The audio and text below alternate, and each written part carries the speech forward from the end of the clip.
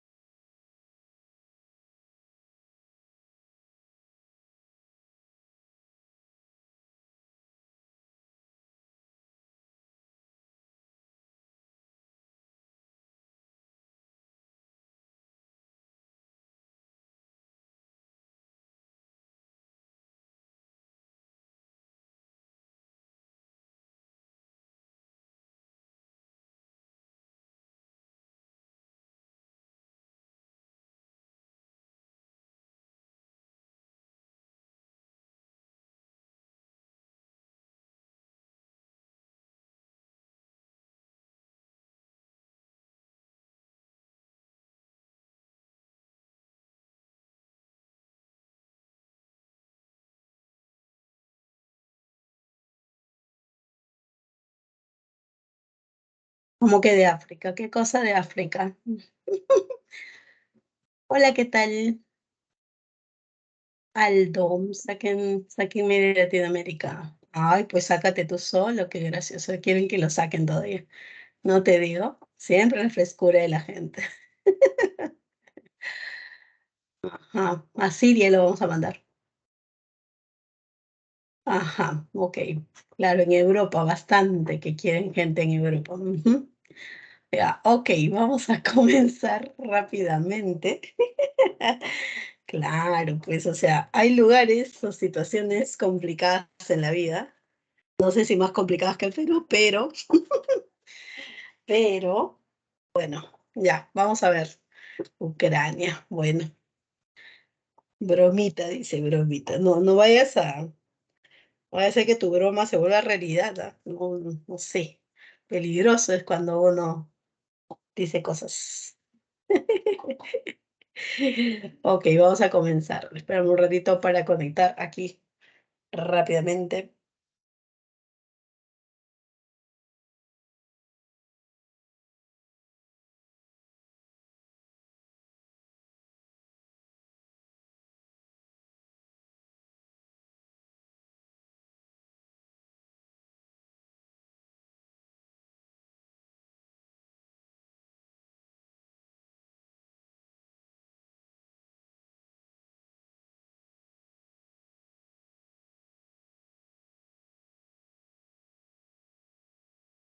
Ahora sí, comparto con ustedes la diapositiva rápidamente. Veamos. Bueno, chicos, el día de hoy estamos con el tema 6 de este repaso verano 2023. Está subiendo la temperatura cada día. Niños, imagínense ustedes. Bueno, por ahí, más allá, al horizonte y más allá. Ok, compartiré rápidamente. Ya, veamos por acá.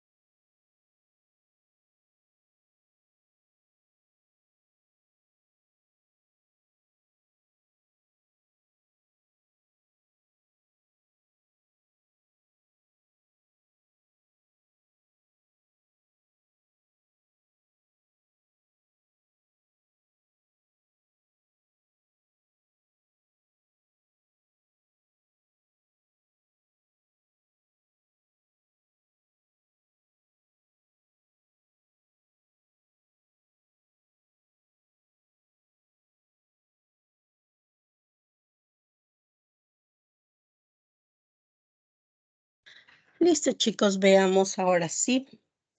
Bueno, ya, después de unas gracias por acá, ¿a dónde quieres ir? ¿A dónde quieres que te manden? Bueno, ok. Bueno, la semana pasada estuvimos hablando de la Guerra del Pacífico, la reconstrucción nacional y la República Aristocrática. El día de hoy nos toca ver básicamente un periodo un tanto extenso, pero es un repaso. Entonces, vamos a hablar sobre el oncenio de Leguía. Vamos a hablar de, pues, el tercer militarismo, la primavera democrática, el ochenio, ¿ya? La convivencia y, bueno, la junta militar, ¿ok? Veamos. Hasta comenzar a renegar. No reniegues, nomás. Take it easy. Ok. Recordemos que Leguía ingresó por segunda vez a gobernar el Perú mediante un golpe de Estado. O sea, legalmente él llevó a cabo el proceso electoral, ganó las elecciones, pero como ya sabíamos, pues en ese tiempo las elecciones no eran presidenciales, no eran al mismo tiempo que las parlamentarias. Recordemos que la elección parlamentaria pues se hacía 2 años antes. Y entonces, 2 años antes no existía el partido de Leguía, ¿ya? Eh, a ver qué dice acá.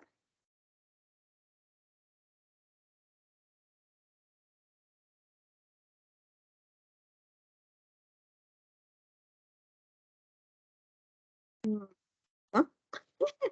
Ok, ya. Veamos.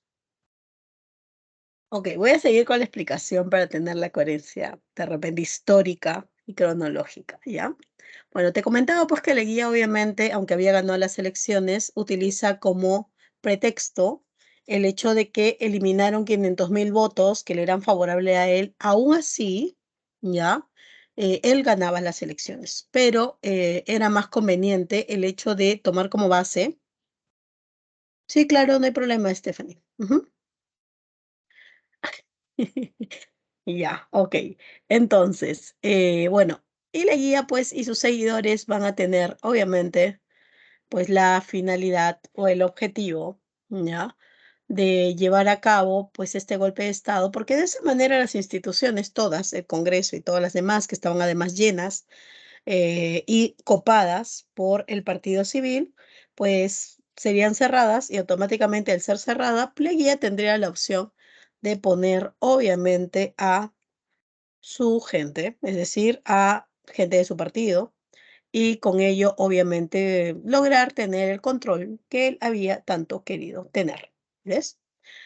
Pero bueno. tras este golpe de Estado se establece una asamblea. Esa asamblea es la que reconoce a Leguía como presidente, porque aunque Leguía había ganado en las urnas, todavía no había sido legalmente aceptado como ganador.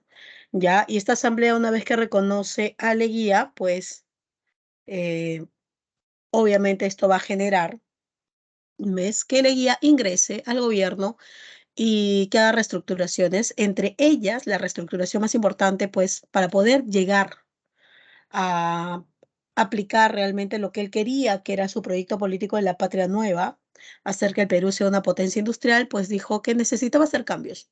Y obviamente esos cambios venían de la mano de personas confiables que estuvieran en esas instituciones. Por eso es que era tan vital e importante llevar a cabo, pues, esta modificación, ¿no? Sacar a los civiles y poner a gente confiable. Así puso a la clase media, que también se vio premiada por apoyar a Leguía, ¿no? Por eso va a haber un sistema de mesocracia, ya que la clase media va a poder ostentar cargos políticos importantes, va a poder ascender, pero todo eso es gracias a Leguía. Ya no hay que tener en consideración eso, es gracias a la tarea, obviamente, a la actitud de Leguía. Eh, Bueno, sí. El proyecto de la guía era simple, ¿no? Era el hecho de que el Perú tenía materias primas, tenía mucha mano de obra barata, que era lo que las potencias obviamente buscaban, pero lo que le faltaba eran las maquinarias. Y para eso suponía tener capital, gran capital. Obviamente también para trasladar la materia prima y para otras cosas que se necesitaran. Resultado, pues se busca obviamente esa materia, ese dinero. ¿Cómo? Pues la única manera que el Perú lo obtenga es que explote sus materias primas. Por eso Leguía dijo, va a haber años, o sea, 2, 3 años, en que el Perú tenga que aperturarse, que eso significa dar acceso a todos los inversionistas para que exploten nuestra materia prima, porque el objetivo era tratar de acumular la mayor cantidad de dinero. Y cuando ya el Perú, obviamente después de 3, 4 años, 2 años, depende, ¿no? A la cantidad de inversionistas que hay acá, a la cantidad de empresas que vengan a explotar acá, pues entre más, mejor, porque así entonces más rápido lograremos acumular el dinero que nos hace falta para establecer nuestras industrias, ¿no? Y una vez que tengamos nuestras propias industrias, entonces nosotros mismos explotaremos nuestras materias primas, hasta lo produciremos, ¿no? Es decir, procesaremos y generaremos trabajo, ¿no? Y dependeríamos de nosotros mismos y no tanto de los extranjeros. Ese era el plan, ¿ves? Y por eso es que los primeros años, pues permitió el ingreso y explotación de las materias primas sin poner muchos requisitos, ya justamente a los, pues obviamente, empresarios extranjeros, ¿ya? Entonces, se quedó en esa etapa, lastimosamente, ¿no? La segunda etapa, esa de, obviamente, ya tenerle el capital y luego invertirlo en las máquinas, esa nunca pasó. Se quedó en la etapa justamente de apertura y en donde los capitales norteamericanos llegaron masivamente, en donde tenían beneficios a más no poder, y sumado a eso también, recordemos, pues la dependencia no solo se generó porque prácticamente todos los ingresos que tenía el Estado peruano y los trabajos que había acá era por empresas norteamericanas, sino porque adicionalmente había empréstitos, grandes cantidades de empréstitos, ya que pues se van a llevar a cabo por obras públicas, que para el IER es importante también tener obras públicas, el hecho de que haya carreteras, hospitales, o obviamente hoteles para que lleguen las personalidades, ¿no? O de repente centros de expansión como los parques o de repente los teatros. Eso es lo que toda ciudad, ¿no? Que un país próspero y obviamente industrial debe tener. Entonces, para la guía no basta ser, sino también hay que parecer. Y hay una inversión muy grande, sumado a que también presupuestariamente, o sea, el presupuesto había subido mucho del Estado porque habían muchos funcionarios, ¿ya? Y las formas como gastaban, ¿no? Las cosas que requerían. Entonces, ni siquiera alcanzaba para pagar el presupuesto. Entonces, la guía se prestaba dinero para poder pagar los gastos básicos, digámoslo así, entre comillas, porque el presupuesto es eso, se supone, ¿no? Que el Estado gasta al año. Entonces, si ya de por sí te hace falta para el presupuesto, imagínate pues para otras cosas, ¿no? Para las otras obras. Esas dos fueron las palancas que hicieron que prácticamente dependiéramos del capital norteamericano. Y esa dependencia provocó que Estados Unidos pueda, de cierta manera, coaccionar al Perú para poder llevar a cabo algunas entregas de territorio. Y eso se ve claramente en el Tratado Salomón-Lozano, un tratado que se firmó en el primer gobierno de Leguía en 1922, que nadie se enteró hasta recién el tercer gobierno de Leguía, ¿no? Donde prácticamente, pues, obviamente Colombia quiere tomar posesión de los territorios que se le ha dado, que es el trapecio amazónico, la ciudad de Leticia, y es ahí donde la ciudad de Leticia reacciona y no quiere ser parte de Colombia, y el ejército decide no apoyar al gobierno de Leguía y más bien decide iniciar la guerra contra Colombia para defender los territorios, ¿no? Entonces, al final del gobierno de Leguía, pues se inicia una guerra contra Colombia para que no se aplique los efectos del Tratado Salomón-Lozano, ¿ya? Entonces, esas son formas como nos damos cuenta de la dependencia que había. Ahora, Leguía para poder hacer los cambios, ¿no? Tanto políticos, económicos, sociales que él quería para la patria nueva, requería cambiar la constitución, ya que la del 1860 lastimosamente no le permitía, ¿ves? No le permitía tener el acceso a los cambios que él deseaba. Entonces, la Constitución de 1920 va a ser importante para que él tenga facultades y poder hacer los cambios que él requería, ¿ves? Entonces, para Leguía, uno de los cambios políticos más importantes va a ser esto, la Constitución del 20, ¿no? El hecho de que la clase media intelectual lo apoye también va a ser importante.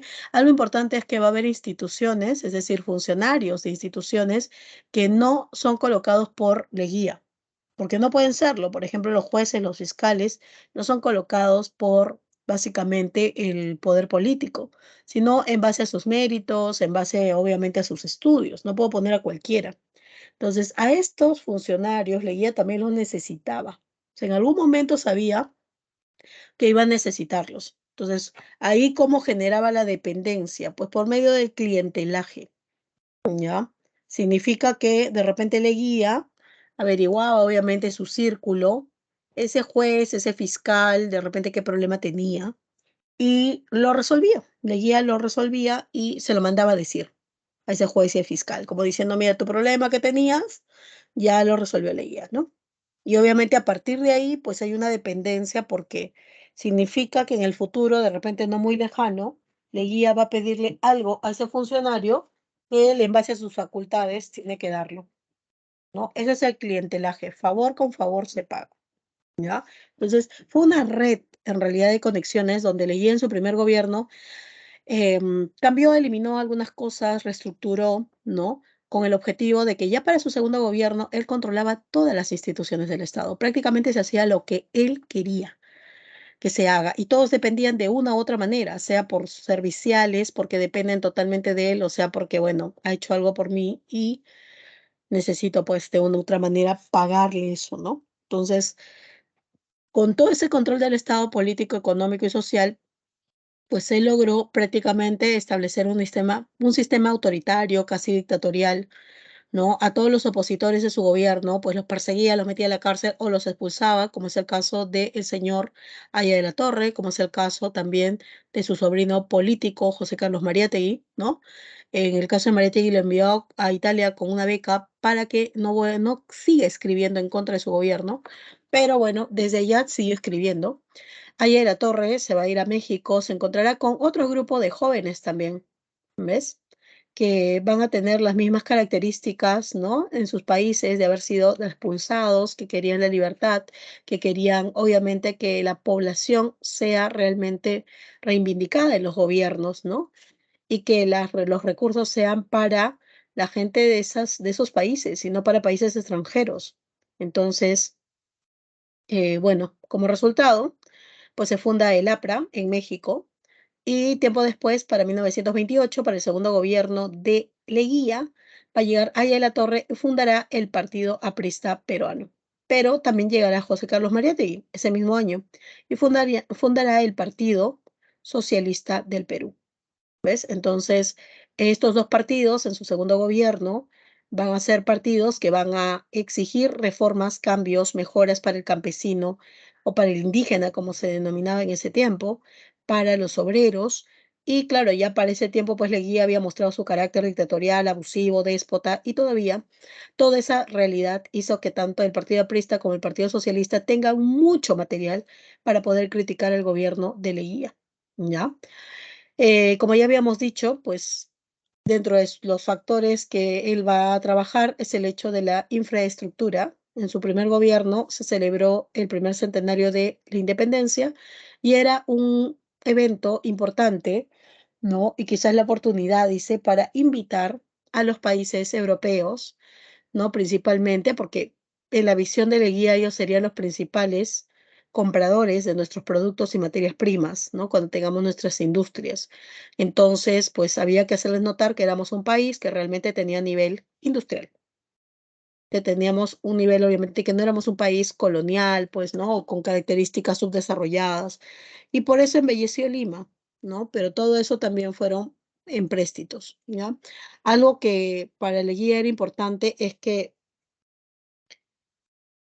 básicamente buscó conectar las ciudades con las zonas de provincia y para eso era necesario hacer carreteras, ¿ya? Pero como no había mucho dinero, entonces el Estado se comprometía a poner las materias primas y se pedía a todos aquellos que vivían en el Perú, ¿ya? O sea, no te estoy diciendo peruanos nada más, todos aquellos que vivían en el Perú, menos los norteamericanos y los europeos, pues tenían obligatoriamente que trabajar para el Estado 14 días al año para poder llevar a cabo la elaboración de, obviamente, carreteras. Sin embargo, pues había también la posibilidad de que tú no vayas si es que pagabas lo que un jornalero cobraría por tu trabajo. Así entonces la mayoría le pagó al Estado peruano y los únicos que no podían pues pagar lastimosamente eran los, obviamente, indígenas y también contrataban indígenas justamente para ir, ¿no? Por el trabajo de otros. Así que el movimiento indigenista de la década del 20 señalaba que esto era, pues, esta ley de conscripción vial en realidad parecía una mitad de tipo republicana, porque es un sistema en donde no le deja opción nuevamente al indígena de ser el único quien tenga que trabajar en estos centros y en estos lugares. ¿Ves? Entonces, como por ese motivo es que no se vio de manera positiva, ¿no? Este sistema. Ya, a nivel internacional también había muchas quejas. Esta empresa, conocida como la International Petroleum Company, no cumple con pagar las deudas de la London y tampoco cumple con pagar sus propias deudas. Leguía, un tanto presionado, va a ir a un arbitraje, ¿no? Y finalmente este arbitraje resultó en un, obviamente, pues, documento que no va a ser tan favorable a nosotros, el Laudo de París. Este documento señalaba básicamente, de que no tenemos por qué cobrarle deudas ajenas a la IPC, por más que se haya comprometido a pagar. Dos, que las deudas que habían dejado de pagar la IPC ya habían caducado. Tres, que más bien sería conveniente que como ya se va a terminar el tiempo de explotación de la IPC, que el Perú le extienda mucho más, ¿no? Obviamente este permiso de explotación, lo cual Leguía lo hace porque, bueno, la IPC pertenece a una de las empresas más grandes capitalistas de Estados Unidos y es obvio que había también presión por parte de darle más tiempo. Recordemos a la Peruvian Corporation, que estaba a cargo de los ferrocarriles y ya faltaba muy poco tiempo para la entrega, ¿no? De estos ferrocarriles, pero Leguía decide pues dárselos a perpetuidad. Le dijo, no te preocupes, no me los entregues ya a los 66 años. No, no, no, quédate con la explotación, ¿no? De, obviamente, los ferrocarriles. ¿Ves? Actos, obviamente, de desprendimiento, que tanto territoriales como los permisos, el ser muy pasivo, ¿no? El hecho de aperturar el mercado, ¿no? Que prácticamente, pues, hacía notar la dependencia y la calidad de Leguía de ser muy sumiso, especialmente al capital norteamericano, ¿no? Todo eso llevó a que el país, pues, prácticamente se vea desolado cuando en su tercer gobierno, en el año 30, pues obviamente se noten los claros efectos de un fenómeno económico que se dio casi al finalizar su segundo gobierno, que es el crack del 29. La caída de la bolsa de Nueva York generó la pérdida especialmente en los capitales norteamericanos y como aquí todo era capital norteamericano principalmente, al menos de los mayores ingresos que teníamos, pues la mayoría de esas empresas se retira o cierra o quiebra. Lo cierto es que los empleos, adiós, los ingresos del Estado, adiós, obviamente desempleo masivo y escasos recursos. Eso generó que la población obviamente se quejara y Leguía no tenía opción de poder mejorarlo, ¿no? Sumado a esta realidad caótica, pues tanto el Partido Aprista como socialista en realidad estaban en su mejor momento, porque lo que ellos exigían era justamente que para que no se dependa de este tipo de empresas, que el obrero tenga mayor participación en las empresas, que tenga obviamente beneficios también con respecto a las utilidades, que el campesino sea quien explote su propia tierra y no tenga que estar explotando tierras de otros, ¿no? Ideales que eran incendiarios en ese tiempo, revolucionarios para su época. Obviamente el oligarca dice que está tratando de decir este señor, que yo tengo que darle mis tierras, yo, latifundista, a los, obviamente, indígenas, pues no. ¿Y qué decían, obviamente, los oligarcas o empresarios extranjeros? Que yo tengo que darle participación al obrero, tengo que repartir lo que yo gano como utilidades. No, eso es obviamente acciones que generarían para la visión del partido aprista y para el Partido Socialista mayores igualdades. Pero para los oligarcas, obviamente, ¿no? Y para los latifundistas sería pues el hecho de perder sus grandes ingresos. Y para el ejército en realidad significaría un caos, porque la realidad dice es que nosotros podemos proponer la igualdad y todo ello, pero la realidad es que no todos podemos ser iguales. O sea, en derechos tal vez, en condiciones, en el sentido de que todos tenemos las oportunidades de poder serlo o no serlo, sí, pero va a depender de cada uno lograrlo o no, porque si yo le comienzo a dar a todo el mundo, no va a alcanzar. Esa es la realidad, ¿ves? Entonces, como tú prometes cosas que no vas a poder cumplir así como las hablas, entonces lo que va a pasar es que el pueblo te va a apoyar, claro. Tú le enseñas a hacer mítines, huelgas, levantamientos, todo lo que tú quieras, pero cuando llegues tú al poder y no lo logres, esa gente va a utilizar ese mismo mecanismo que tú utilizaste. Métodos, ¿no? Levantamientos, mítines, y va a generarse un caos. Entonces, eso va a ser una rueda sin fin. ¿Por qué? Porque ya le enseñaste, obviamente, a los indígenas y a los obreros que hay que exigir mediante este mecanismo. Entonces, cada vez que haya alguien que no le dé o no le pueda dar lo que él quiere, siempre se va a levantar y va a utilizar ello.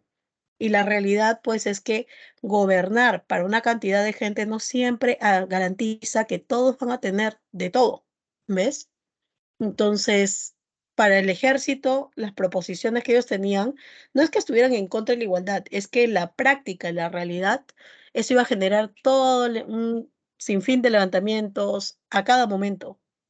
¿No? Si yo animo al peruano a decir, oye, cada vez que no estés conforme con tu situación, levántate, ¿no? Exígele, ¿no?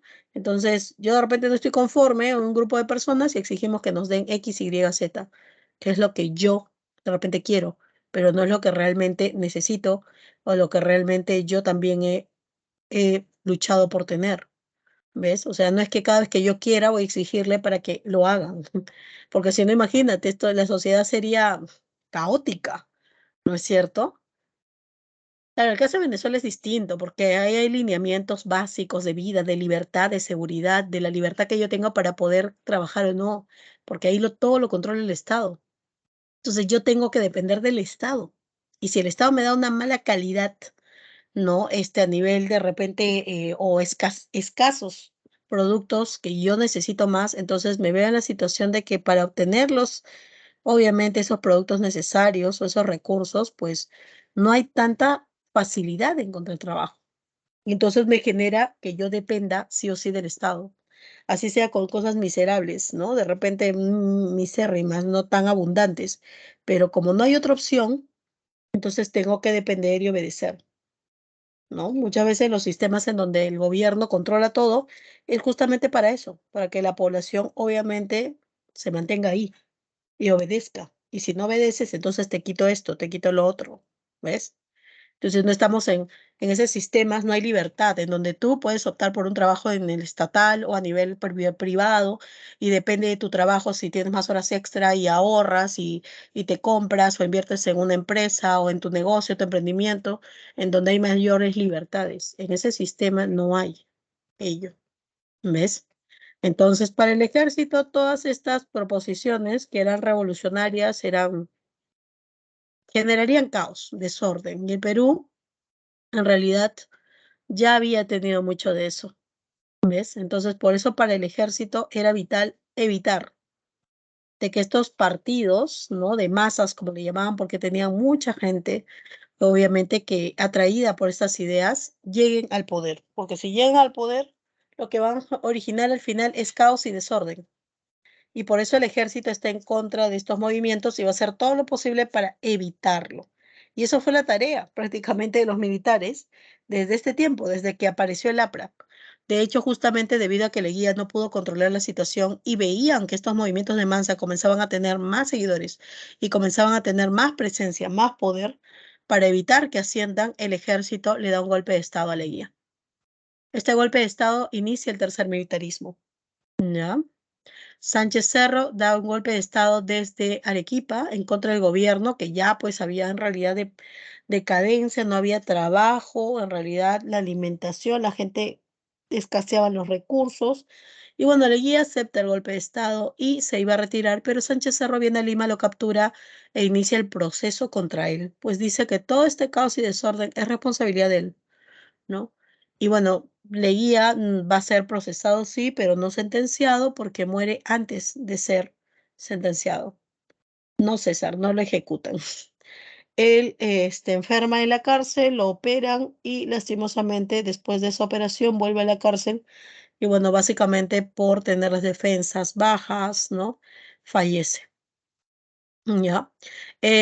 Para Jorge Basadre, el tercer militarismo comprendería desde el gobierno de Sánchez Cerro hasta Benavides, o sea, esos 9 años.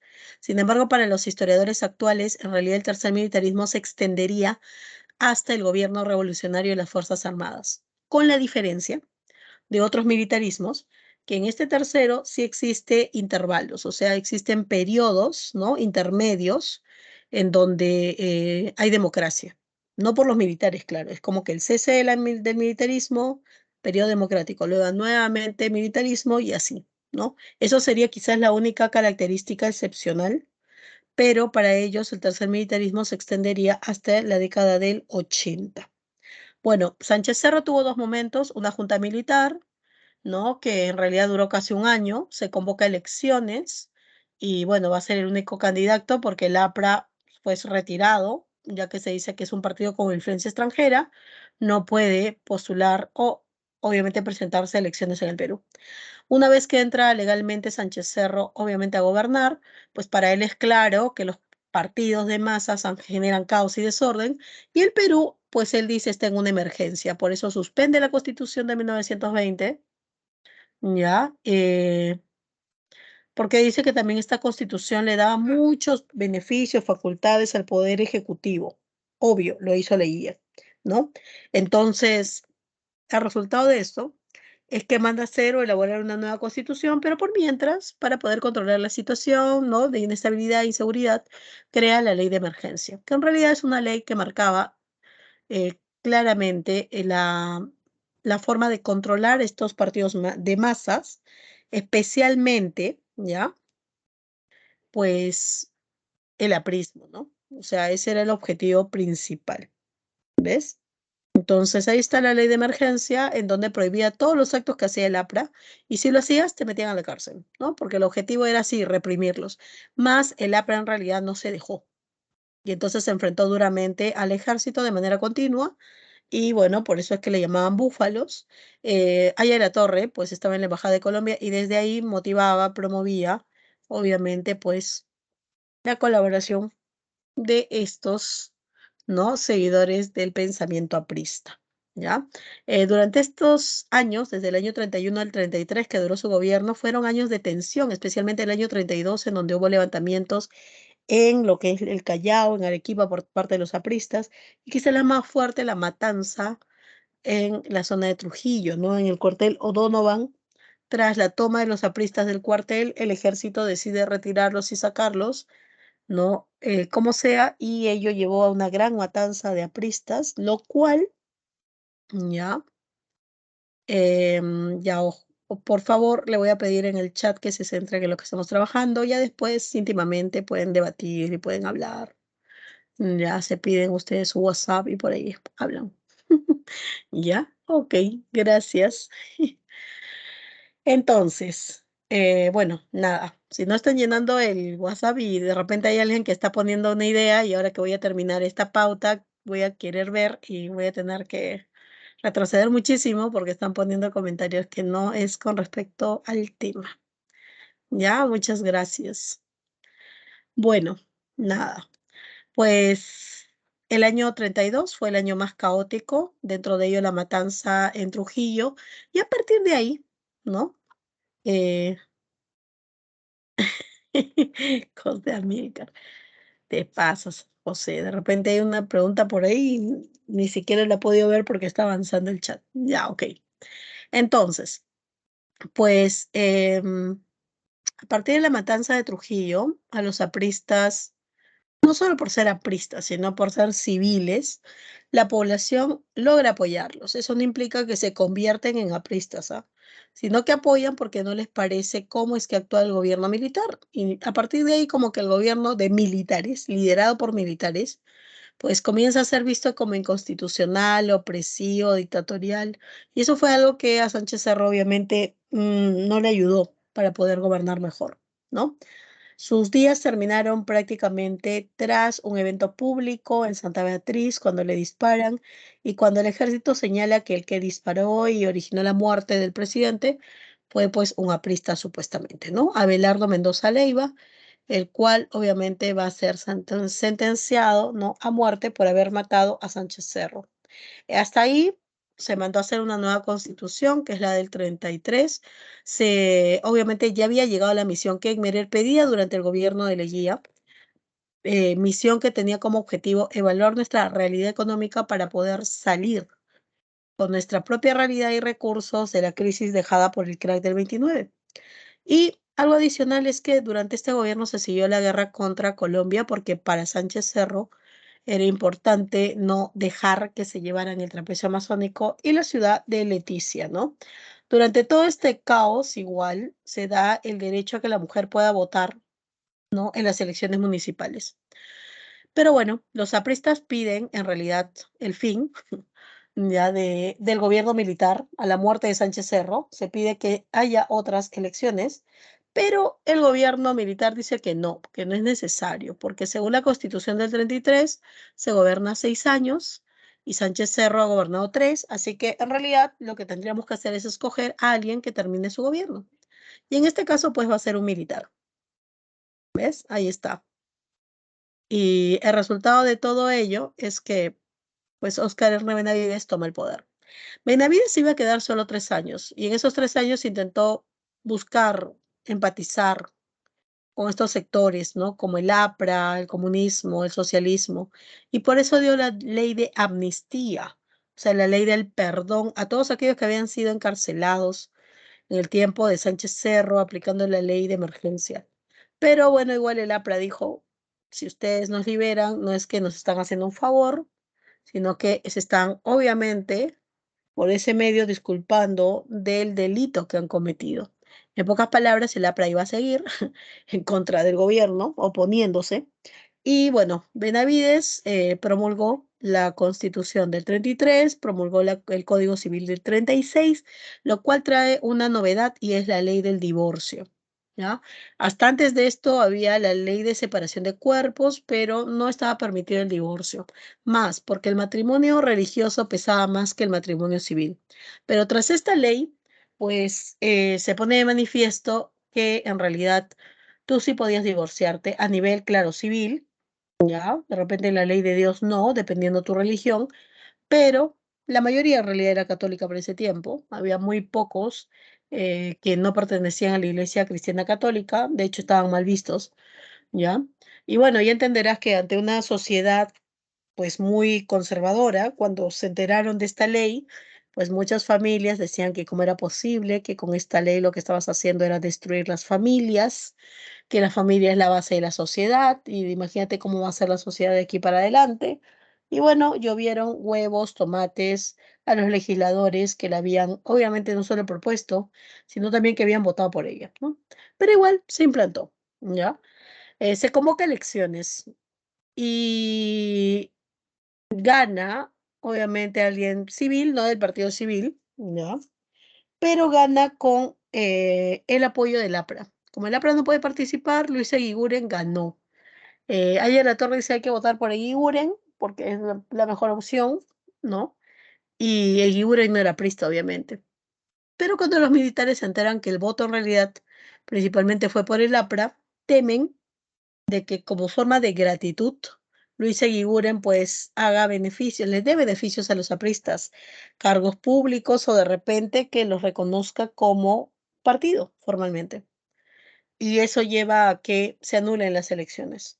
El ejército decide darle 3 años más a Benavides, que en realidad pues a la larga completó sus 6 años, pero en ese segundo periodo de Benavides, en esos 3 años, él decide no atacar, no tener la misma situación que Sánchez Cerro con los apristas y comunistas, más bien decide tratar de ganarse a los seguidores del APRA, ¿no? Principalmente. Y los que tenía más cercanos eran los que estaban en las ciudades, los obreros. Así que por eso comenzó a hacer obras, ¿no es cierto? O dar beneficios a favor de los obreros, como el derecho del seguro social, como el hospital El Obrero, como restaurantes populares para que puedan almorzar, ¿no? De una manera obviamente más barata, ¿ya?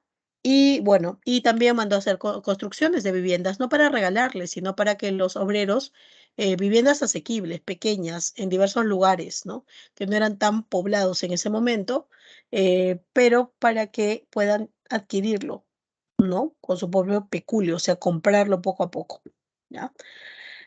Pues se convoca elecciones y viene el primer intermedio de este tercer militarismo, que viene a ser la Primavera Democrática. Denominación dada por Basadre porque es un periodo corto en donde aparecen gobernantes no militares y en donde se va a respetar la Constitución, o sea, florece la democracia. Es un gobierno que va del 39 al 48. No hay que olvidar que cuando termina el gobierno de Benavides, pues se inicia la Segunda Guerra Mundial, lo cual, por cierto, va a ser negativo para nosotros porque al inicio y al final nos dejan de comprar así, nos cortan básicamente la compra de materias primas, ¿no? Pero pues Manuel Prado Arteche, que es el primer presidente de este periodo, en realidad la pasó mejor porque él gobernó durante la etapa intermedia de la guerra, que es donde nos compran mucha materia prima, así que la exportación se elevó. El problema de eso es que se prefirió vender la materia prima más en el extranjero y aquí internamente había muchas empresas que necesitaban también esas materias primas. Así que al vender más cantidad al extranjero, ya, eso llevó obviamente a que aquí la producción decayera, que el precio de los, obviamente, insumos subiera y generó también que muchas empresas no solamente pues les cueste más caro producir, sino que ya no tengan la necesidad de tener tantos trabajadores. Y entonces comenzó a haber desempleo y menos producción. Y eso en realidad a Prado Garteche no le afectó tanto en su gobierno, pero sí se va a visualizar muchísimo más eso en el gobierno de Bustamante y Rivero, ¿ya? También tuvimos la guerra con Ecuador, el cual invadió la zona del Oro. Para buena suerte, el ejército terrestre lo vence en la batalla de Zarumilla y la participación también de la Fuerza Aérea fue importante. Abelardo Quiñones, quien estrella obviamente su avión para ir en contra de las provisiones, ¿no? Principalmente que tenía pues Ecuador para esta guerra, ¿ya? Se firma el Tratado de Paz, Amistad y Límite, Protocolo de Río de Janeiro. Es el único documento, un tratado formal, en donde se pide la colaboración de países garantes, es decir, países que nos ayuden a evitar otra guerra, ¿no es cierto? Y solucionar esto de manera pacífica. Ahí está Estados Unidos, Brasil, Chile y Argentina, que van a ser los países garantes, ¿no? Que van a garantizar que esto se concluya. Brasil está a cargo de hacer la delimitación, se da la delimitación, pero no se termina de cerrar porque se encuentra un río. Y bueno, los ríos tienen otras formas de delimitarse. Así que quedó un espacio sin limitar, amplio, relativamente amplio, y eso va a ser el espacio con el cual vamos a tener problemas después, ¿no? Porque Ecuador va a entrar por ahí. No, en realidad, pues se acuerda que, como les dije, que Brasil ponga los límites de una vez y tenga un representante peruano y ecuatoriano y se ponga los hitos, pero como se encontró un río que no estaba en el mapa, Brasil tenía que hacerle la división. Y bueno, en ese tiempo se quedó así, abierto una parte, porque cada país en realidad, en plena Segunda Guerra Mundial, todo el mundo estaba viniendo, o se estaba viendo, obviamente,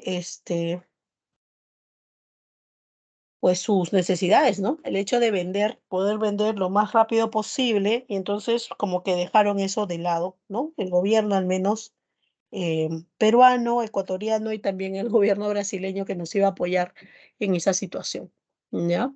Em, Nosotros somos un país, obviamente, que somos dependientes del capital norteamericano. Estados Unidos está en la Segunda Guerra Mundial por parte de los aliados y eso llevó a que nosotros, indirecta o muy directamente, tuviéramos que romper con los países que estaban dentro del eje, con Alemania, ¿no? Con Italia, con Japón. Para nosotros no va a ser tan difícil, pero para economías como Argentina y para Brasil sí. ¿Por qué? Porque Argentina y Brasil sí llevaban un intercambio fluido con Alemania y con Italia. Entonces, el hecho de tener que, de cierta manera, obligar ya a tener que dejar de venderles, romper relaciones diplomáticas, políticas, económicas, comerciales, sí va a ser algo que a países como Brasil y Argentina les va a costar mucho. ¿Ves? Por eso es que a falta de esas ventas que normalmente tenían que buscar la manera de, en medio de esta guerra, buscar a obviamente otras formas de vender materia prima a otros países. Por eso es que estaban más metidos en eso que resolver o ayudar a resolver esta guerra. ¿Ves? Ahí está. Bueno, cuando entra Bustamante Rivero, la forma como él ingresa tiene una forma llamativa. Y es que antes que termine el gobierno de Prado Garteche, Prado decide que la APRA ingrese, ¿no? Obviamente a ser pues un partido constitucional, es decir, ser reconocido como un partido político. ¿Por qué motivo hace eso si son integrantes de la oligarquía? Porque le conviene. Recordemos que Prado quiere seguir en el gobierno no como presidente, sino detrás, y la única manera de seguir detrás y que se haga lo que él, obviamente, y su grupo de cierta manera desee, es poner a alguien que sea un títere, o sea, alguien que dependa básicamente de él, ¿no? Y de su grupo. Y para eso había que poner, pues entonces, a un presidente que gane las elecciones, pero sin ser muy conocido, ¿no? Porque si es conocido, tiene obviamente ciertos poderes. Si es desconocido, va a depender totalmente de mí. Pero también si lanzo a alguien desconocido, pues ¿quién va a votar por él? El único o los únicos que podían lograr de que alguien desconocido gane son los apristas, y por eso los necesitó. Se formó el Frente Democrático Nacional para lanzar como candidato a Bustamante. Ahí la Torre acepta esta unión porque están dentro de la ley, porque pueden postularse, supone, a las siguientes elecciones, y porque sus integrantes apristas pueden también postular el Parlamento. Lo cual, por cierto, en estas elecciones el Parlamento era principalmente aprista. La mayoría fue elegido, ¿no? De este partido. Y eso estaba bien porque el poder ejecutivo y el legislativo entonces estaban a la par.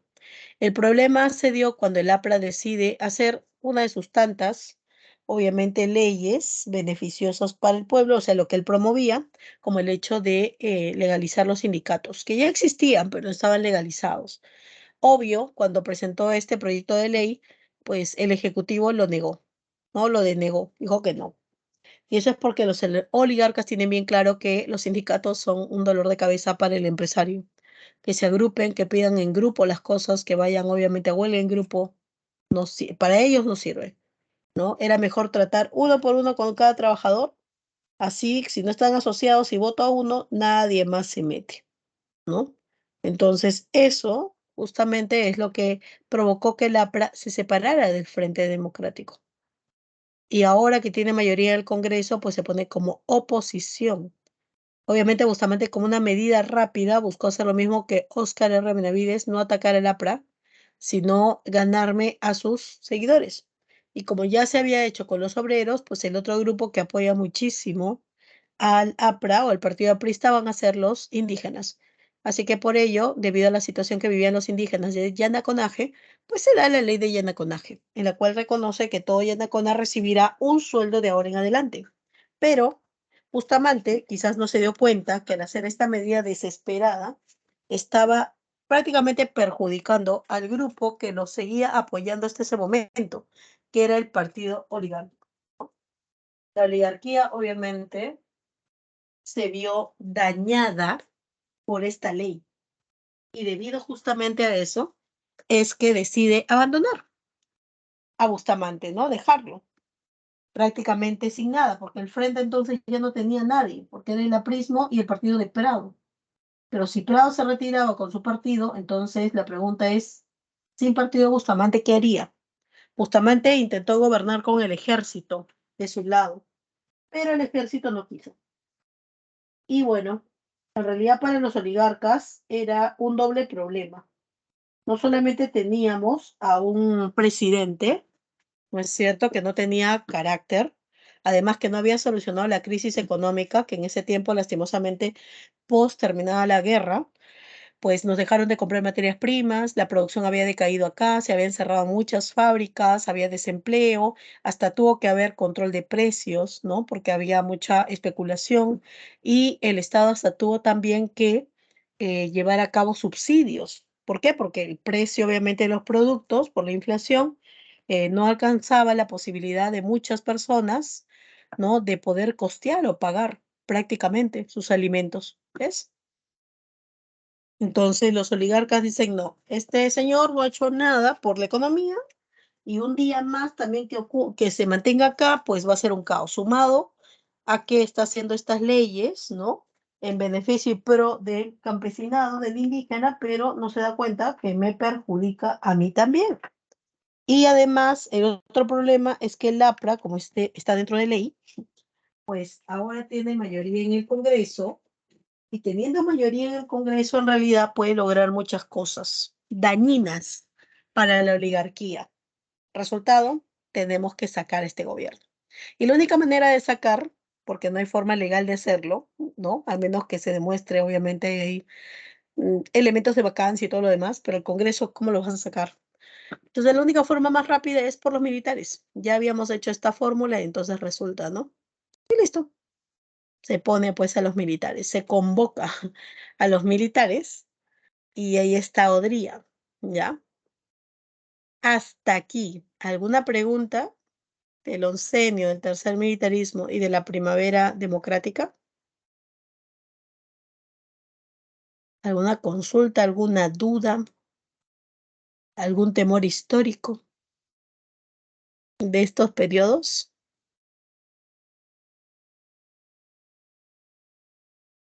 Ah, Odría, claro, fue ministro durante este periodo de Bustamante. Claro que sí. Siempre el enemigo debe estar cerca. Tener más cerca a mis enemigos que a mis amigos. La ley política. ¿Qué crees tú? A ver, ya. Entonces vamos a hacer un pequeño espacio acá para practicar y vamos a ir, a ver, rapidito, anda a tu práctica y vas a resolver la pregunta uno, la pregunta 2, ya,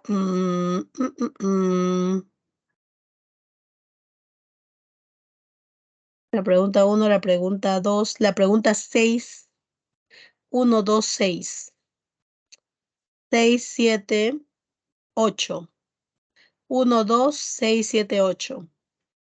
A ver, esas preguntas. 1, 2, 6, 7 y 8. A ver, te voy a dar unos 5 minutos para que la cheques rapidito y me vayas colocando ahí cuáles son tus respuestas. ¿Ya? 1, 2, 6, 7, 8. Esas.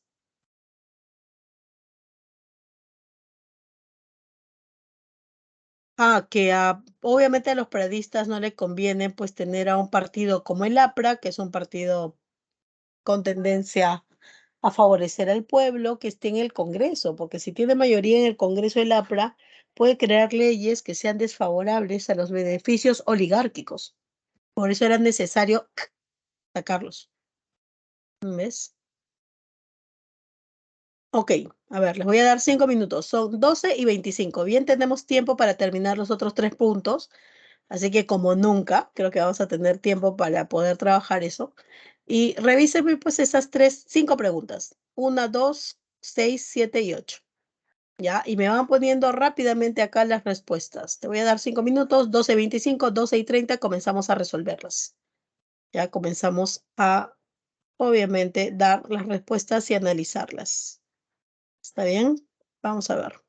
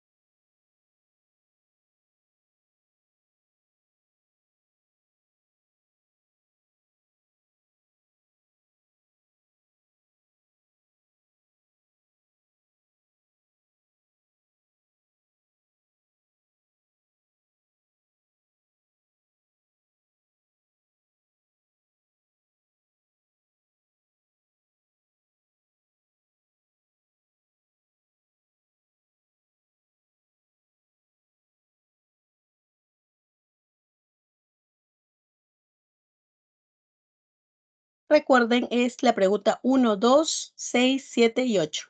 ¿Ya? Esas 5 preguntas. Las demás, ¿por qué no, profesora? Porque todavía no hemos recordado, porque tienen que ver con los otros periodos, el ochenio, la convivencia y la junta militar. Todavía no hemos tocado esos puntos. A ver, vamos, ahí por ahí Isela ya me está poniendo, Stephanie también está poniendo la respuesta, gracias. Colóquelo, por favor, queda 3 minutos, así que por favor participa. Aquí estamos casi 72 almas, así que vamos a trabajar rapidísimo.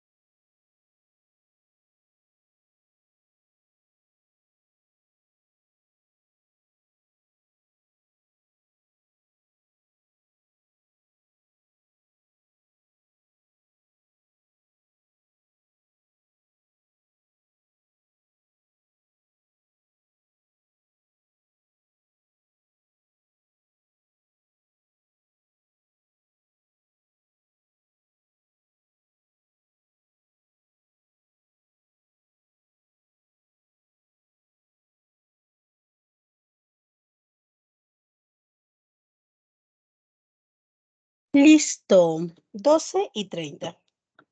A ver, veamos.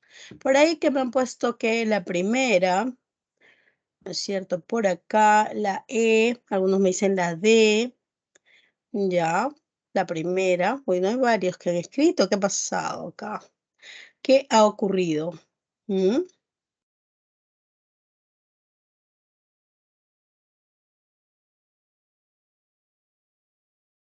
Ya, veamos, veamos.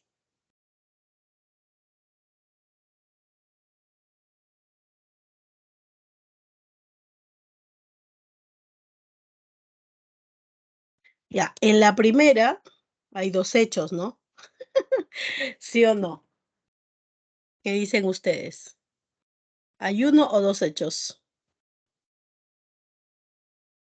Tercer militarismo.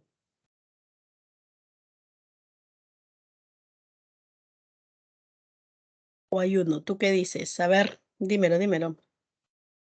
Participa. Vamos. Mm,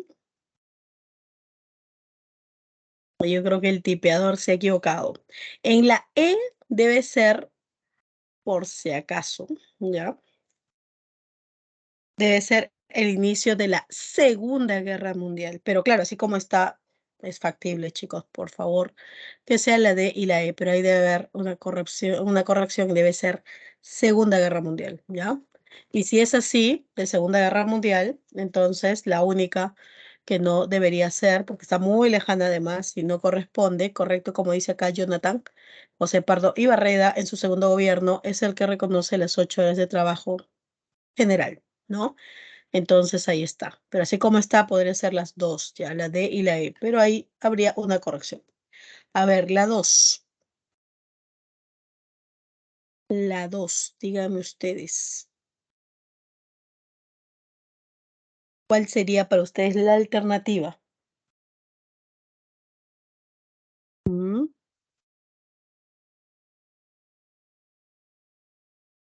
correcto, ajá. Ahí sería las 200 millas marítimas. Muy bien, muy bien. A ver, vamos a la... Uy, lo que pasa es que acá va a salir la 6.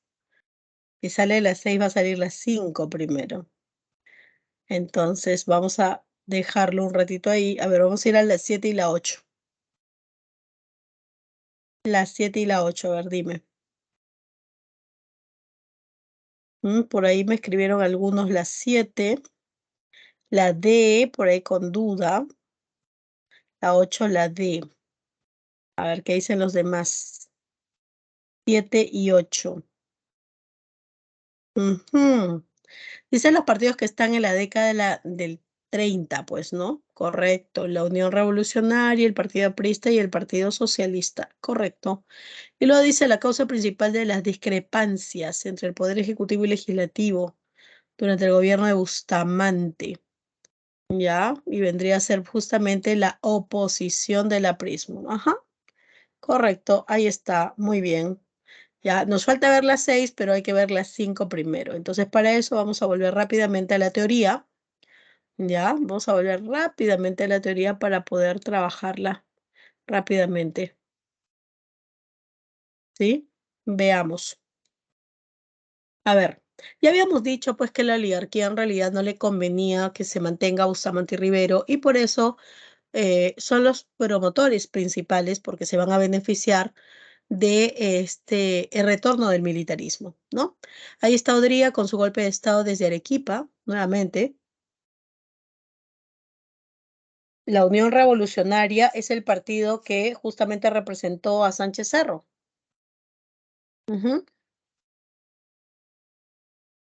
Ya es el partido por el cual pues fue invitado Sánchez Cerro para que él pueda llevar a cabo y participar en las elecciones. Ajá. Ok, bueno, Odría entonces entra con su golpe de estado, viene acá a Lima, tiene una política muy drástica con respecto, igual que todos los militares, con respecto al socialismo, al comunismo, ¿no? Al aprismo. Así que él se va a establecer 2 años con una junta militar, el año 48 al 50. Y en realidad los oligarcas dicen, bueno, está bien que se queden 2 años porque de repente los apristas van a inestabilizar, ¿no?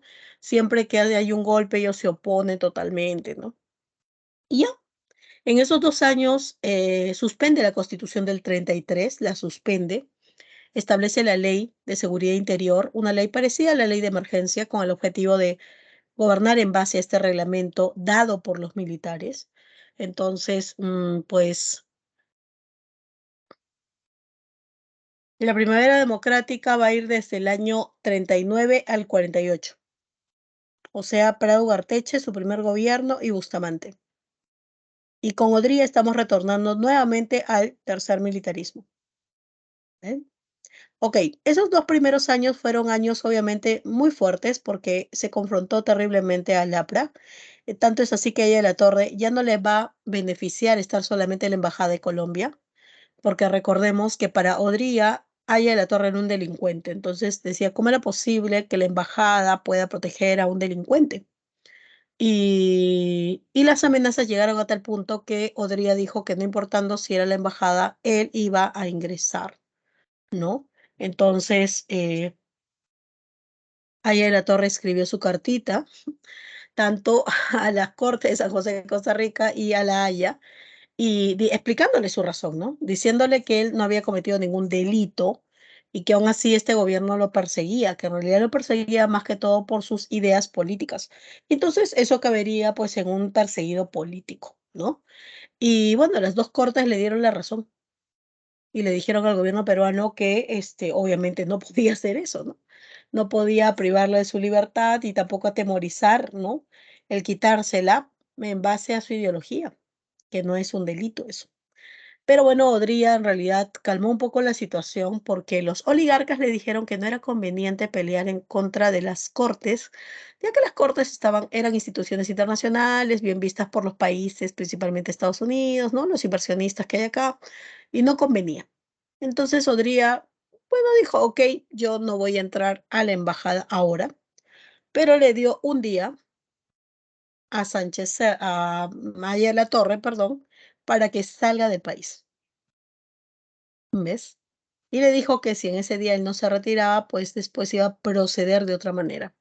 Así Aya de la Torre tuvo que salir del Perú, se fue a Colombia y luego decide irse a París. Y desde ahí poder ver lo que pasaba acá y mandarle obviamente a los líderes apristas diciendo que sigan, ¿no? Y bueno, podría, casi obligado, un poco por los oligarcas, dijo, bueno, ya es hora, convoca elecciones, creo que ya no hay ningún problema, ¿no? Y bueno, Odría tiene que llevar a cabo la convocatoria de elecciones, pero Odría quiere ser, obviamente, presidente. Ya le gustó estar en el gobierno, ya le gustó tener el poder y, pues, resultado, obviamente la oligarquía se sorprende y dice, oye, tú se supone que ibas a venir solamente como Benavides, un periodo, convocas y luego chao, ¿no? Pero Odría en realidad está decidido. De hecho, ha hecho su partido, la Unión Nacional Odrista, va a participar en las elecciones del 50 y para hacer eso, constitucionalmente al menos, tiene que dejar de ser presidente de la Junta Militar y volverse un candidato más. Y eso fue lo que hizo. Y a eso se le llamó la bajada al llano. O sea, de ser, tener un cargo, obviamente, exacto, Jonathan, no, importante a ser un candidato más, sin la posibilidad necesariamente de que sea presidente sí o sí. Y bueno, ahí está Zenón Noriega, que es el que toma la representación de la Junta Militar, convoca elecciones, y en realidad hay un solo partido que se va a postular, aparte de la Unión Revolucionaria, y ese partido va a ser retirado de las elecciones en la víspera de las elecciones. ¿Y por qué motivo? Porque encarcelaron al líder político que estaba candidateando a la presidencia. El pretexto, bueno, es simple, que días antes, en realidad una semana antes, de las elecciones generales, pues en Arequipa se llevó a cabo un levantamiento por parte de los estudiantes de casas, ¿no? De instituciones superiores, reclamando, obviamente, al Estado algunas mejoras. Y eso se tornó en una situación violenta, ¿no? Es decir, la reacción de los militares fue muy fuerte y eso llevó a que el partido, ya que estaba postulando también a la presidencia, los representantes arequipeños de ese partido decidan participar de estos levantamientos apoyando a los universitarios, ¿no? Pero la Junta Militar culpó ya al señor Quesada, que era el representante de este partido que estaba postulando a la presidencia, como ser él el instigador, el iniciador de estas revueltas en Arequipa, ¿no? Y que aunque él no había participado físicamente porque estaba acá en Lima, pues él como líder del partido, pues era responsable. Y debido a eso, pues se lo llevaron a la víspera de las elecciones. Y como estaba en cárcel, pues no podía postular. Entonces el único candidato fue Odría. Y así de esa manera el partido del Uno ganó las elecciones. Odría hizo valer de que la Constitución del 33 hablaba de 6 años de gobierno. Entonces él dijo, mi gobierno va del 50 al 56. Inicialmente su gobierno fue pro oligarquía. La oligarquía dijo, bueno, no nos gustó esta jugarreta de Odría, porque se supone que él iba a dar un golpe de Estado, quedarse un tiempo y luego convocar elecciones y entrábamos nosotros, pero bueno, no importa, igual beneficio porque Odría en esos 4 años, en los primeros 4 años, en realidad trabajó para este grupo, para la oligarquía agroexportadora, para sus beneficios, ¿no? No olvidemos que en el gobierno de Odría se nota ya mucho más claro la llegada de migrantes de la costa a la sierra.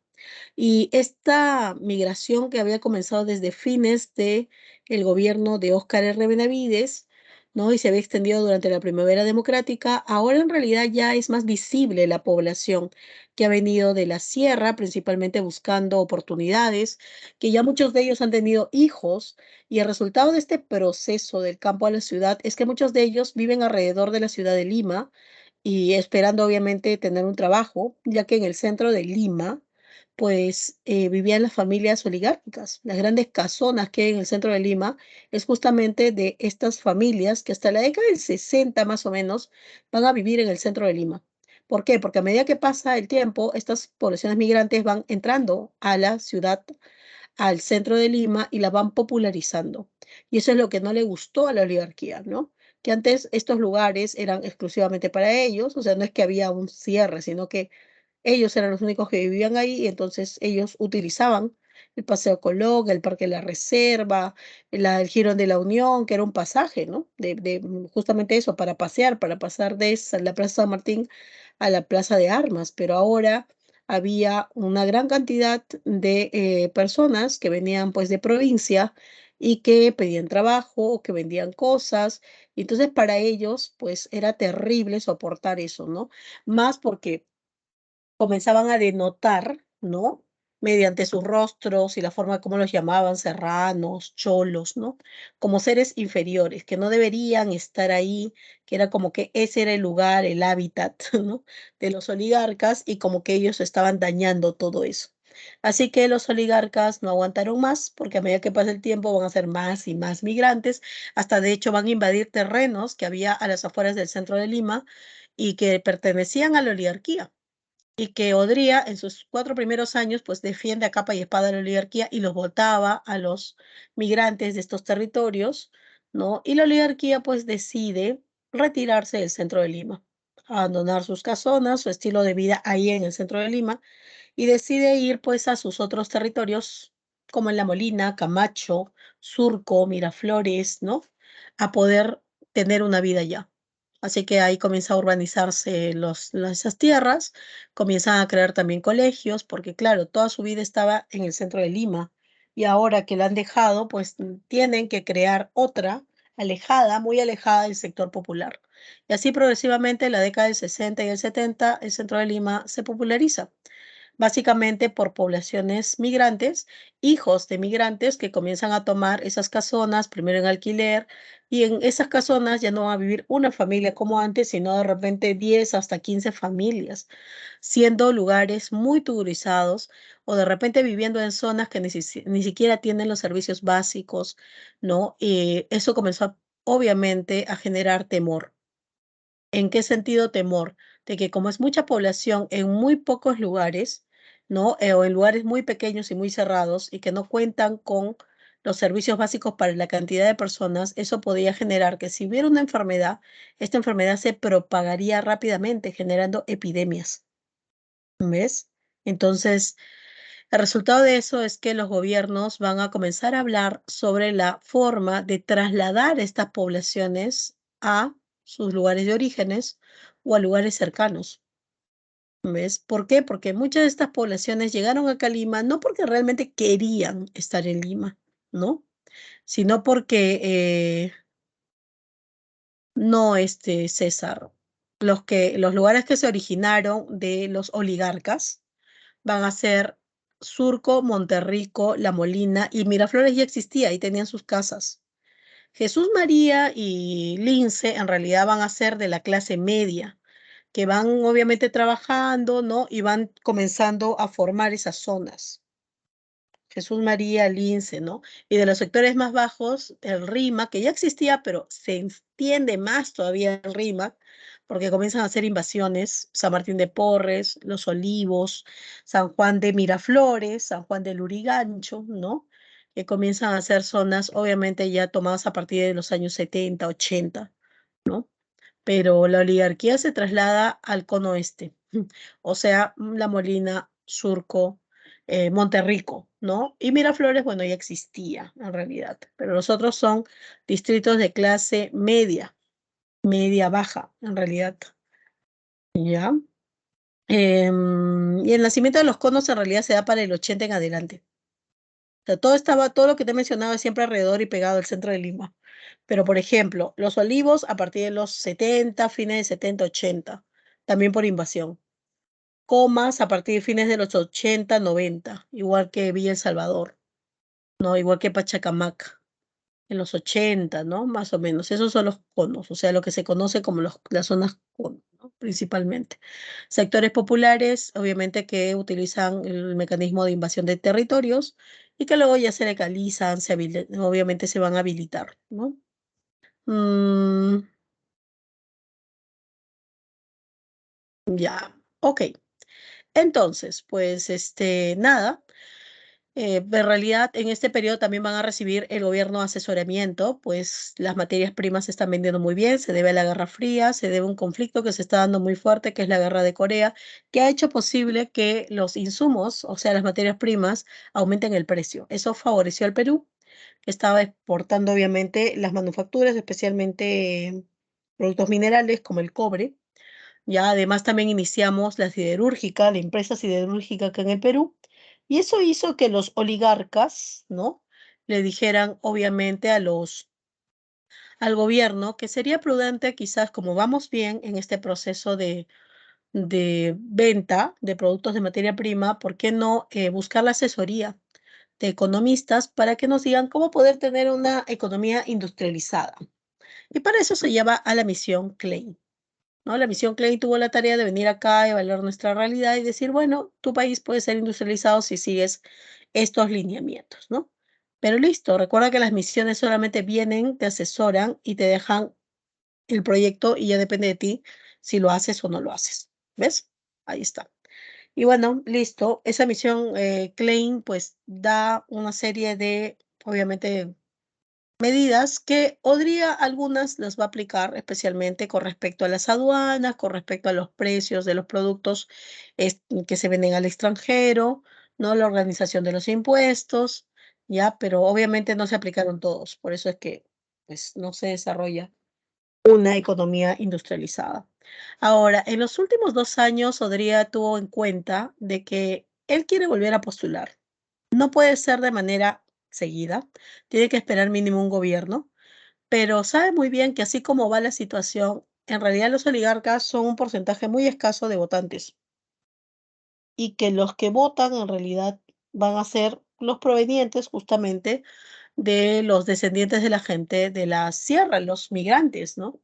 Y entonces dice, bueno, en estos 2 años lo que yo voy a hacer es llevar a cabo medidas, ya, obras para que estos migrantes e hijos de los migrantes se acuerden que yo les he dado beneficios y por eso comienza a hacer pues canchas deportivas, ¿no? Entre ellos también se construye lo que vendría a ser pues el Estadio Nacional, las grandes unidades escolares, los grandes colegios, para que los hijos de migrantes obviamente puedan estudiar y puedan votar también, ¿no? Porque tienen que ser alfabetizados, ¿ya? Y bueno, finalmente pues eh,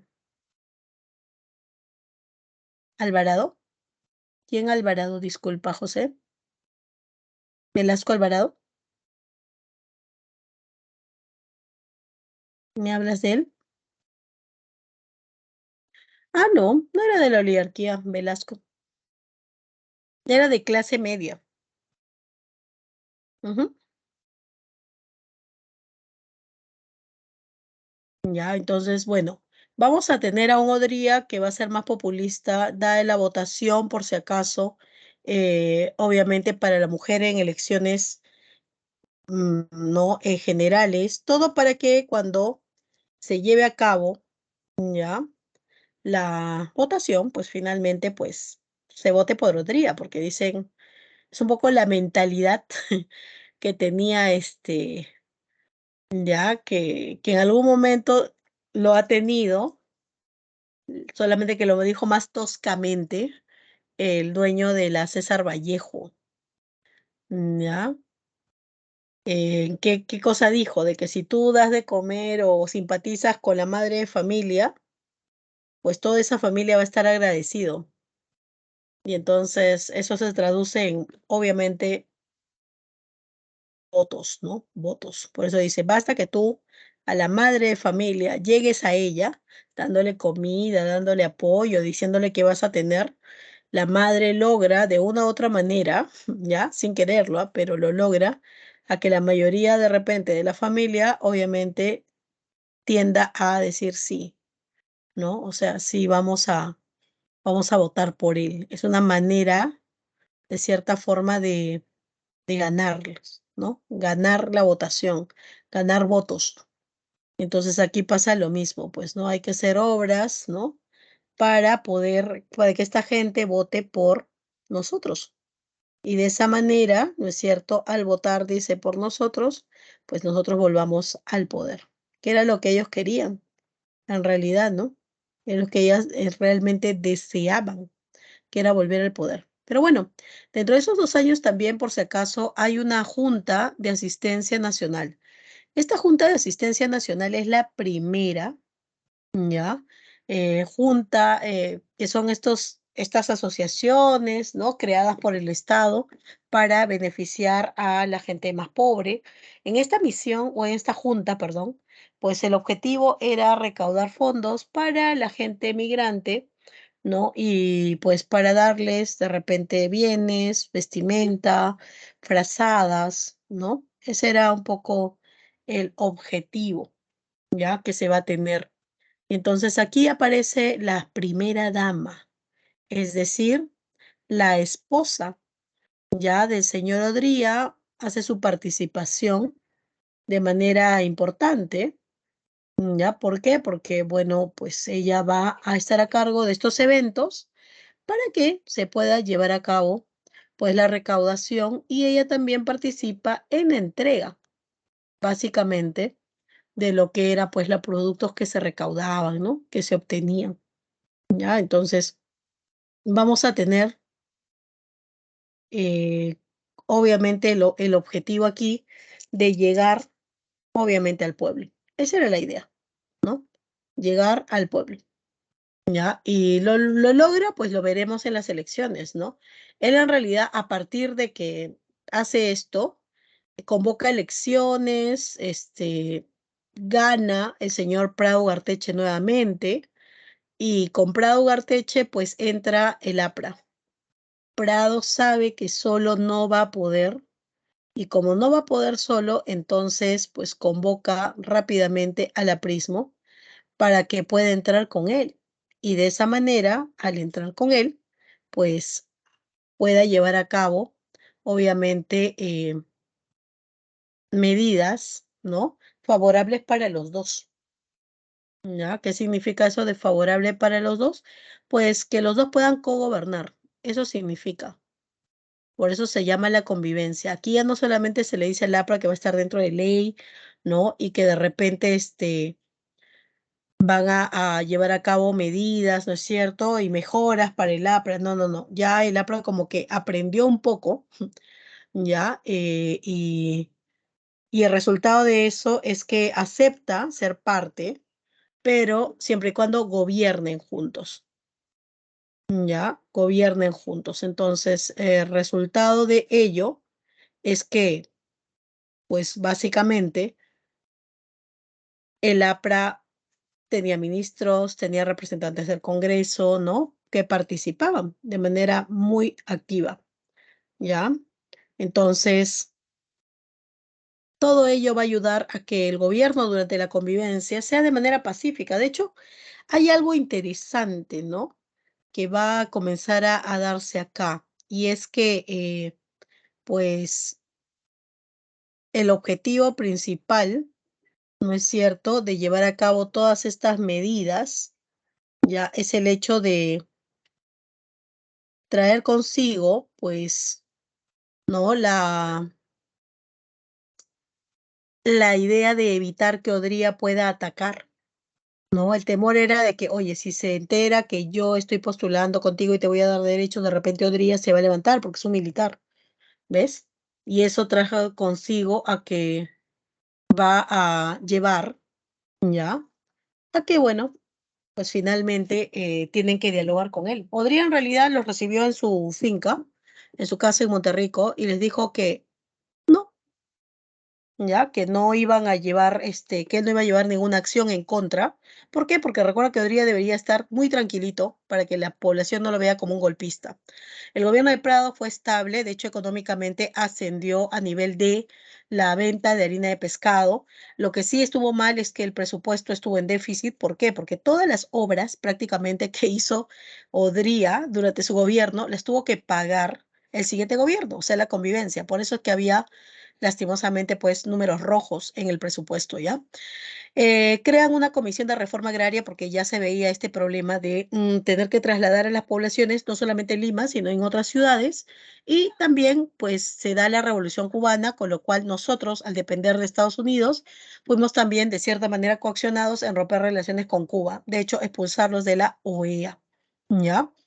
Y bueno, Estados Unidos lleva a cabo el programa Alianza para el Progreso, que era ayuda económica para llevar a cabo medidas, ¿no? Para que se mantengan los países sudamericanos dentro del programa del capitalismo, ¿no? Y no pase lo mismo que en Cuba. Cuando se convoca elecciones es donde comienza el problema de la convivencia. Se presenta Aya de la Torre, Belaúnde y Odría, del cual ninguno obviamente logra ganar porque tenías que sacar más del 33% y el señor no, ayer la Torre sacó 33%, no más.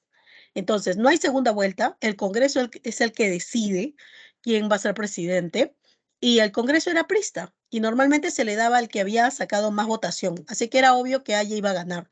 Ahí es donde Odría saca las uñas, digámoslo así, y dice, no, yo no voy a permitir, ¿no? Que la Prismo entre al gobierno. Y entonces amenaza con hacer revueltas, levantamientos hasta derrocarlo. A Aya se dice que le ofrecieron la presidencia, pero Aya no acepta. Posiblemente dicen por temor, otros dicen porque no quería, pues que el gobierno obviamente se vea, ¿no? En esta situación. Lo cierto es que no aceptó y Prado extendió su gobierno, pero comenzaron a salir las quejas sobre justamente las elecciones, las actas, los dobles votos, la gente muerta que votó, y eso generó todo un escándalo en donde se le echó la culpa a Prado. Ahí es donde por primera vez el ejército, la FAB y la Marina juntos como un gobierno institucional, hacen un golpe de Estado para evitar que la PRA ingrese al gobierno. Y esta junta iba a duró un año, mejor dicho, ¿no? Si no hubiera sido en este caso por Pérez Godoy. Ricardo Pérez Godoy fue el primero que presidió esta junta, que cuando pasaron los meses él dijo, bueno, creo que deberíamos quedarnos más tiempo, cosa que la junta dijo no. Y por eso lo retiró de la junta. Hizo un nuevo padrón electoral para convocar elecciones. Dentro de su tarea estaba también, hubieron levantamientos apristas, ¿no? En contra de este gobierno militar, como siempre. Y bueno, a los tanto opositores de esta junta, pues sindicalistas, socialistas, izquierdistas, los mandaban a las prisiones, ¿no? Como el CEPA y el Frontón. Y bueno, aquí también se da la ley base de la reforma agraria, que significa que el siguiente gobierno sí o sí tiene que hacer la reforma agraria, o sea, tiene que comprar tierras y reubicar a la población porque ya era imposible seguir teniendo mucha población en pocos territorios. ¿Ves? Por ahí me hablaban de la misión, me parece, Kenmerer. La misión Kenmerer llega, es convocada en realidad por el gobierno de Leguía. Llega casi a fines de su tercer gobierno, por eso es que es en el tercer militarismo con Sánchez Cerro, quien en realidad la misión que mire va a hacer su trabajo y va a dejar obviamente todas sus medidas, ¿no? Que el Perú debería aplicar. Con respecto a la misión Cumberland, esta sí se da durante el gobierno de Leguía y en realidad eran, es uno de los ejemplos claros de cómo el Perú en realidad estaba subordinado a Estados Unidos, ¿no? ¿Por qué? Porque por medio de esta misión, supuestamente, pues, se iba a verificar, o sea, era una ayuda en realidad, ¿no? Era para que nos asesoren, ¿no? Supuestamente en el campo de lo que era la economía, lo que era especialmente las inversiones con respecto a la exportación y la importación, ¿no? Y más que asesoría, era un poco para supervisar y decirle a Leguía que su economía debería ser rentable y para que sea rentable debe hacer estos cambios, ¿no? ¿Por qué? Porque acá hay inversiones norteamericanas y entonces era necesario y urgente que las instituciones del Estado peruano también sepan resolver esa situación. O sea, no era tanto porque beneficiaba al Estado, sino porque le era necesario a los inversionistas norteamericanos esas modificaciones. ¿Ves?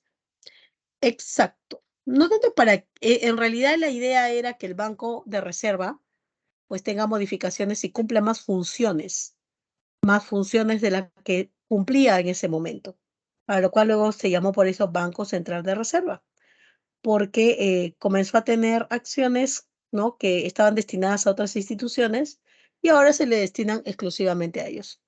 Ujú, exacto, eso era, ¿ya? Y luego me hicieron una pregunta, me parece, ¿sobre qué? Sobre el Pacto de Montreal. Ya, ¿qué quieren saber sobre el Pacto de Montreal? Porque en realidad este pacto más va para el punto de geografía, ya que es un pacto, obviamente, que se convocó inicialmente en Viena con el objetivo de poder proteger la capa de ozono, pues ante los problemas, obviamente, a partir de 1993, en realidad, esta es el protocolo que se vuelve más fuerte entre los países, ¿no? Ya inicialmente, claro, originada por la Unión Europea, o sea, por la Comunidad Europea en ese momento, todavía no la Unión Europea, hoy es Unión Europea, y países, ¿no? Potencias. Sorprende mucho que obviamente esté Estados Unidos, porque Estados Unidos es uno de los países que no ni siquiera ha suscrito acuerdos de repente de defensa para la emisión en contra de la emisión de gases tóxicos industriales, ¿no? Entonces, Monterrico dijo, no creo, no, me han preguntado de Montreal. Sí, me parece que era Montreal, sí, ¿no es cierto? Ajá, sí.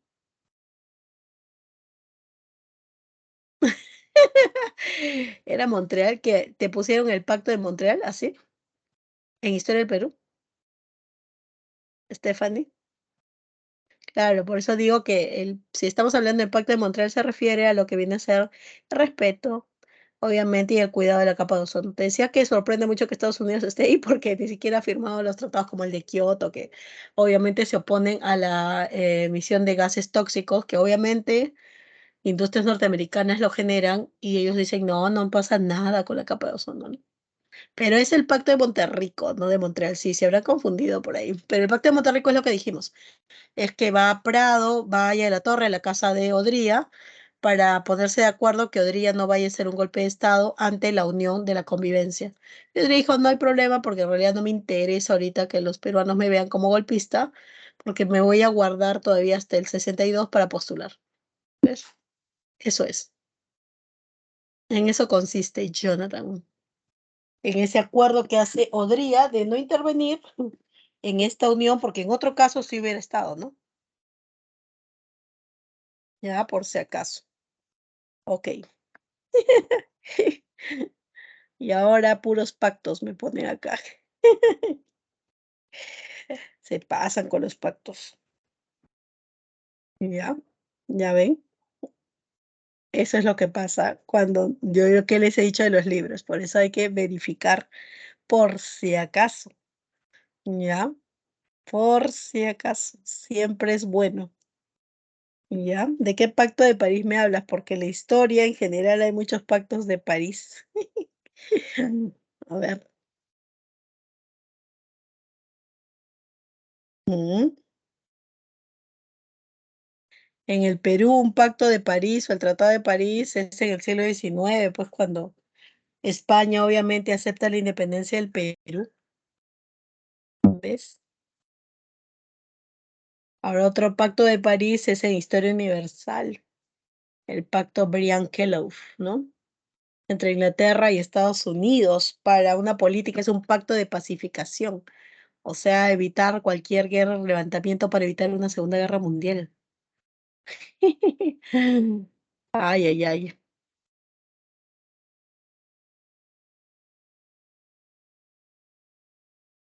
A ver, ¿qué más me están poniendo acá?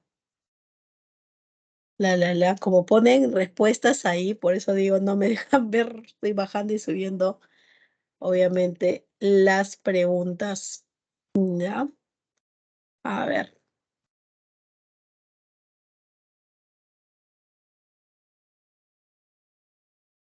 Y aquí me ponen a ver qué cosa el gobierno y sí, son piratas, ¿qué? Ok, acá dice la ley de aguas. Ah, y el tiempo de ley. Bueno, la ley de aguas es una ratificación en realidad ya de la ley de agua de inicios del siglo XX, en la cual dice que el agua es control del Estado principalmente. O sea que no puedes decir esta agua es mía porque, ejemplo, el río nace quizás dentro de tus tierras agrícolas. Entonces, alguna persona privada, ¿no? No sé, pues hacendado, no puede decir, ah, no, el agua es mía y yo lo voy a cerrar. No. Es igual que es un recurso natural, ¿no? Es igual que el petróleo, de repente, el salitre que se encuentra y que le pertenece al Estado, ¿no? Le pertenece al Estado y por ende es inalienable, no puede ser quitado. ¿No? No se le puede quitar eso, no se le puede despojar, ¿ya? Una cosa es que la empresa sea privada, por ejemplo, de agua, que acá no hay, ¿ya? Y otra cosa es que el agua sea de dominio privado. Ese es un riesgo para la sociedad. Entonces, esa ley remarcaba mucho eso, el control del agua por parte del Estado. Ujú. Más agua porque tiene más tierras. Ya, ok. Está arriba y abajo. ¿Qué cosa está arriba y abajo? Ay, qué graciosos, ya. El presidente elegía hasta qué gobierno. Bueno, eso se permitió con la Constitución del 33, ¿no? Cuando ya la del 33 cambia por la del año 79, ahí varió, ahí ya no se podía, ahí había la opción de que obviamente pasaban una, ¿no? A poder solamente el que sacó mayor votación. Ujú. Y la agua en África ya tendrá otra legislación, pues el agua en África, César, que es la economía. Economía ortodoxa significa que tú sigues el sistema económico que predomina en el mundo. Por ejemplo, si hoy día estamos en el neoliberalismo, ese es el sistema que prima. Si mi país aplica también el neoliberalismo, estamos aplicando una economía ortodoxa. Ortodoxa, seguir al pie de la letra o tal cual es el sistema que predomina. En cambio, si yo de repente estamos viviendo un sistema neoliberal y yo a mí me da la gana de poner un sistema comunista, económicamente hablando, mi economía será heterodoxa porque es opuesta al sistema que predomina, porque es distinta a ese sistema. ¿Sí?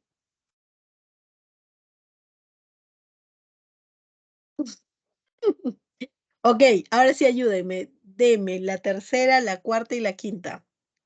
Tres, cuatro, cinco. Vamos, no se hagan. Al toque. Tres, cuatro, cinco.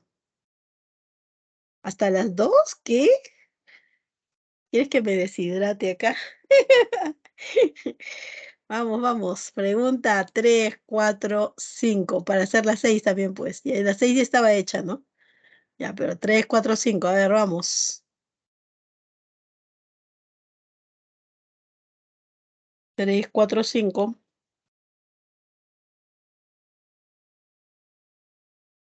Vamos, póngame sus alternativas ahí.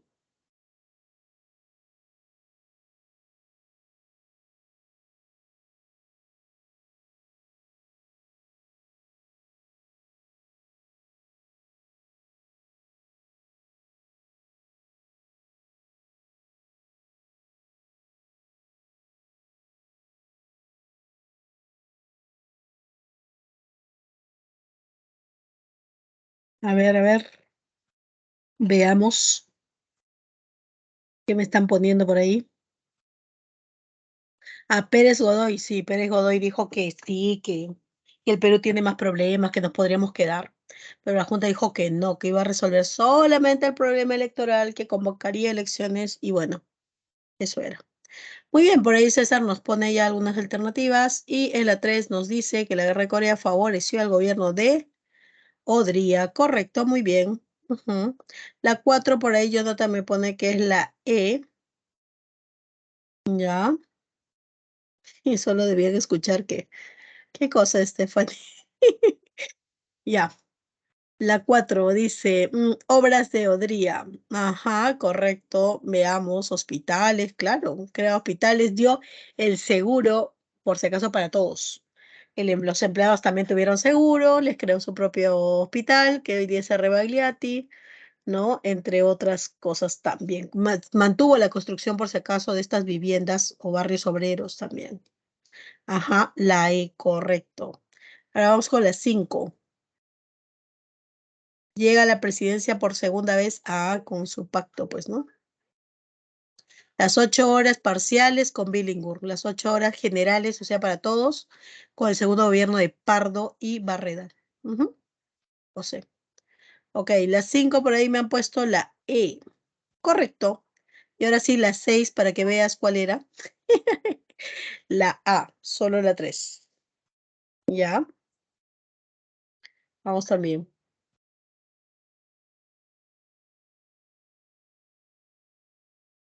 Sí, César, comenzó la construcción. Ya sigue eso después en el gobierno de la convivencia. Ujú. Correcto, chicos. Ya hemos hecho la 7, la 8, a ver, la 9 y la 10. Tú mismo eres. ¿A quién favoreció el golpe de estado de Odría? Y Cela me pone ahí a la C, profesora, y la 10 también me pone que es la C. Ahí está César también. Ajá, gracias.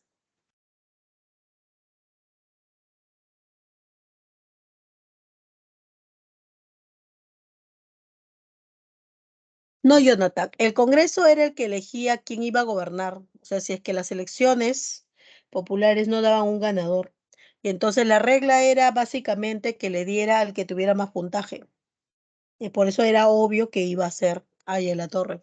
Por eso es que Odría, obviamente, cuando ve eso, se opone y dice ahí sí que se va a levantar, ¿no? Porque no va a permitir que haya gobierno. Ujú. Correcto, aquí sería la oligarquía agroexportadora y la migración del campo a la ciudad. Es eso, el proceso de migración, pues. Como para que todos lo vean, todos lo vean. Así es. A su César ya se hizo todo. Muy bien, así me gusta. Muy bien, chicos. Espero que les haya servido. Vengan con sus preguntitas así como la otra vez, por favor. No me hagan preguntas de geografía, pues, por favor, ¿ya? Que es cultura general, ya lo sé, pero igual. No le quiero quitar el sitio al profesor de geografía. Mentira. Ok, ya, por favor. Siempre corrobore los datos con otro libro, ¿ya? Y si no tienes libro, entonces en el internet ya sabes los blogs en donde salen los autores, donde han estudiado, con experiencia, ¿ya? O de universidades. También es importante. ¿Ok? Listo. Cuídense mucho, que tengan un buen fin de semana. Sigan estudiando, ya saben que estamos a poco tiempo de lo que quieres lograr, así que solamente es que tú sigas practicando. Y aquellas cosas que no recuerdes, vuélvelas a leer, investígalas. Y bueno, estas clases están para eso justamente, refrescar, que hagan preguntas, ¿no es cierto? Para que puedas, obviamente, analizar mejor las preguntas. Cuídense mucho. Que les vaya muy bien. Chao.